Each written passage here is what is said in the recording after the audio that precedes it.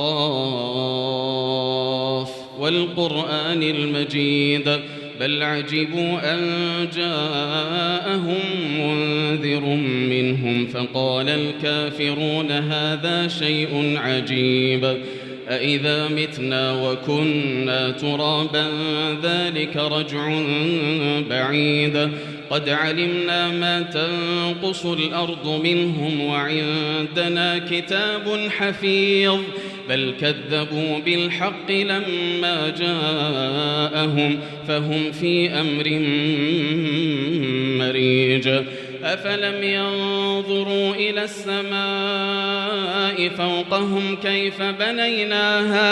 كيف بنيناها وزيناها وما لها من فروج والأرض مددناها وألقينا فيها رواسي وأنبتنا فيها من كل زوج بهيج تبصرة وذكرى لكل عبد منيب ونزلنا من السماء ماء مباركا فأنبتنا به جنات وحب الحصيد والنخل باسقات لها طلع نضيد رزقا للعباد وأحيينا به بلدة ميتا كذلك الخروج كذبت قبلهم قوم نوح وأصحاب الرس وثمود وعاد وفرعون وإخوان لوط وأصحاب الأيكة وقوم تبع كل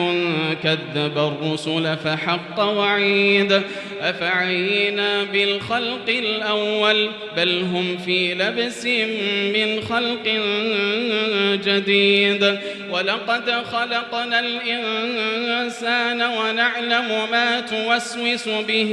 نفسه ونحن أقرب إليه من حبل الوريد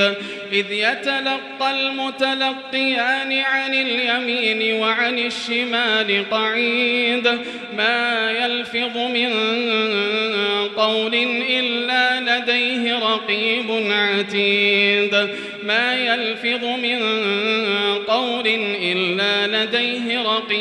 عتيد وجاءت سكرة الموت بالحق ذلك ما كنت منه تحيد ونفخ في الصور ذلك يوم الوعيد وجاءت كل نفس معها سائق وشهيد لقد كنت في غفلة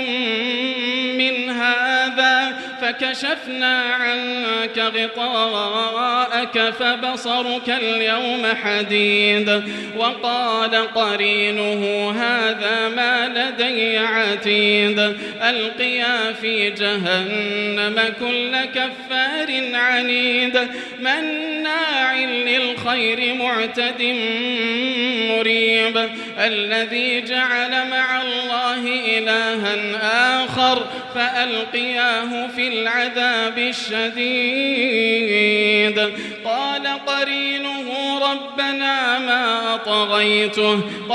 قرينه ربنا ما أطغيته ولكن كان في ضلال بعيد قال لا تختصموا لدي وقد قدمت إليكم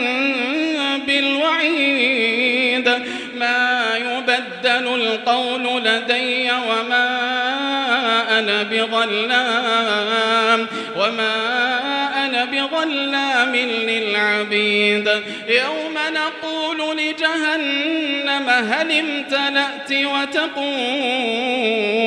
وتقول هل من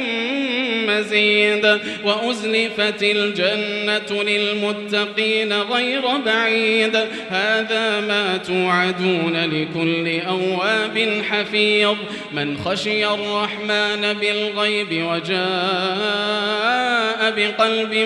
منيب ادخلوها بسلام ذلك يوم الخلود لهم ما يشاءون فيها ولدينا مزيد وكم أهلكنا قبلهم من قرن هم أشد منهم بطشا فنقبوا في البلاد هل من محيص إن في ذلك لذكرى لمن كان له قلب أو ألقى السمع وهو شهيد ولقد خلقنا السماوات والأرض وما بينهما في 6 أيام وما مسنا من لغوب فاصبر على ما يقولون وسبح بحمد ربك قبل طلوع الشمس وقبل الغروب ومن الليل فسبح وأدبار السجود واستمع يوم ينادي المناد من مكان قريب يوم يسمعون الصيحة بالحق ذلك يوم الخروج إنا نحن نحيي ونميت وإلينا المصير يوم تشقق الأرض عنهم سراعا ذلك حشر علينا يسير نحن أعلم بما يقولون وما أنت عليهم بجبار